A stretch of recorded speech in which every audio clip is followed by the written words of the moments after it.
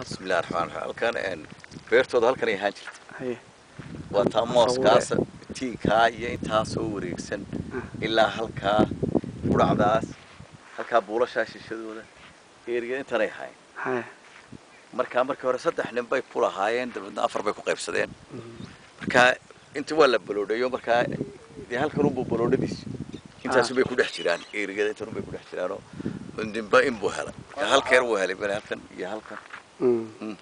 marka afar nin bay ku qabsanayeen oo afar qaybood marka abti cali shire qaybtiisii halkay ku bilaabataa halkayse ku eegta halka dhulkii waa la isku qaybiyay marka mid waa areadan haye halkan haye qarna waa halkan haye marka waa la isku qaybiyo nimbasikid ayuu leeyahay ayuu qaato marka qiyaasta adigu ilaa kontonaya blood ba markii ayuu helay kontonaya blood marka ma loo baahan yahay wali maadaama dhulku iska bannaan yahay magaalada dusheediina ay tahay maadaama magaaladiiba ay inta ay noo jirto ma u baahan tahay in la calaamadiyo oo beerkii fariin maxaynu faraynaa waa fiican tahay qof in la seesto oo kaabada ku samaysto wixii si calaamad wanaagsan ay u samaysto waa sax weeye sababtoo haddeer wax calaamad oo ka muuqda idinka un baan garanaya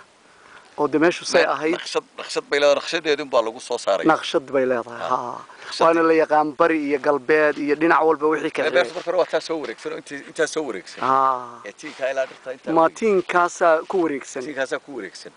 marka dhexdeedii weeye safeeguna inta uu ka baxay marka tom balaanka marka kaabada walba halkuu leeyahay marka dindimo si ka duuhalay lambaradiisi baa u qoran sax in sha Allah fariintaas waan gaarsiinaynaa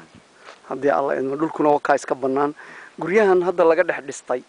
ee buulasha waa ina shirey way guri xabad soo ina shirey ها بس قاعد بينا شراء ما ينا شراء وابتي ولاله سال يا دلي adeer buuya ma sha Allah ma wasaas weey ma beerti marka